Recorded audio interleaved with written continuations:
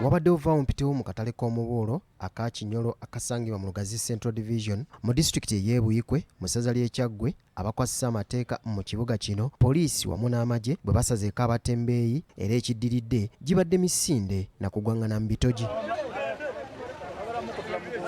Entabo evudde ku batembeeyi bano okuteeka ebyamaguzi byabwe mu kkubo mu luguudo olumanyiddwa nga Church Road we bakolera buli wiiki, ekintu akulira embeera z'abantu mu kibuga era mukyala wa mmeeya w'ekibuga kino Ruth Nawone kyatakkiriziganya nakyo ng'agamba nti bano bataataaganya eby'ensoma by'abaana ssaako n'okuzibuwaliza abatambuze mu kkubo lino.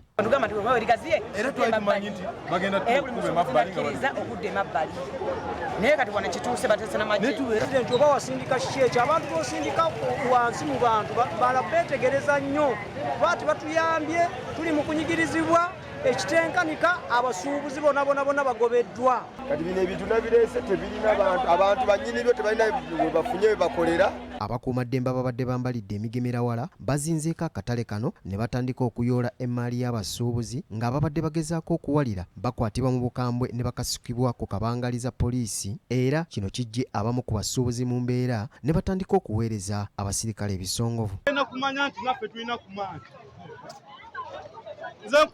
Gerard Mukula, ssentebe w'ekibiina ekitaba abatembeeyi n'obutale ekimanyiddwa nga Lugazi Vendors Market Association, ne Emmanuel Mawanda akulira abasuubuzi abava e Kampala abakolera e Mukono bakukkulumidde abakulembeze b'e Lugazi olw'okwefuula kyesirikidde ng'abantu abaabalonda banyigirizibwa baagala okusooka babasisinkane balyoke basalewo ekyokukola. Njagala tuyambibwe, ebintu byaffe babiwamba tebidda, tugenda birondoola tetubirabako, bibeera ludda babiteekawa.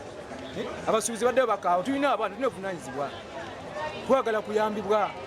Nkubira omulanga yenna gwe kikwatako ajja atubuulire akatale we kalaga okusinga okujja okuyoola abantu bange nga babatwala, kati abaana babayodde babatutte n'ebintu byabwe. Abasuubuzi balumiriza abakulembeze b'e Lugazi okwagala okubagobaganya mu bifo we babadde bakolera ne baagala okubasindiikiriza badde mu bikajjo bya Metta gye bagamba nti tewabeera baguzi. Beetereze bo bennyini oba batujjako okumuggiriza mpooza bo beetereze ffe tusasule sente ze tubasaba baagala ffe tukolere mu mirembe. Bano ab'e Kampala olaba eno gye tukolera ekifo w'okolera alinga osasula 5,000 osasula 10,000 olw'omusolo n'5,500 ez'ekifo, kati ezo ssente zezibaluma.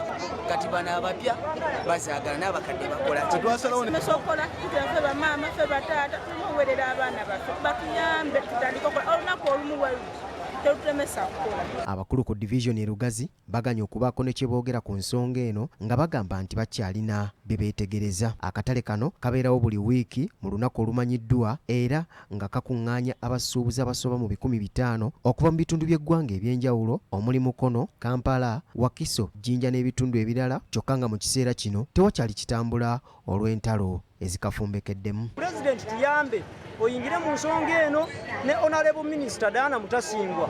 Honorable Minister bw'abanga akyebase tusaba Prime Minister maama kubanga gw'ositukiramu. Mark Jackson Kasule ne Moses Serumaga, BBS Terefina, Gambuuze.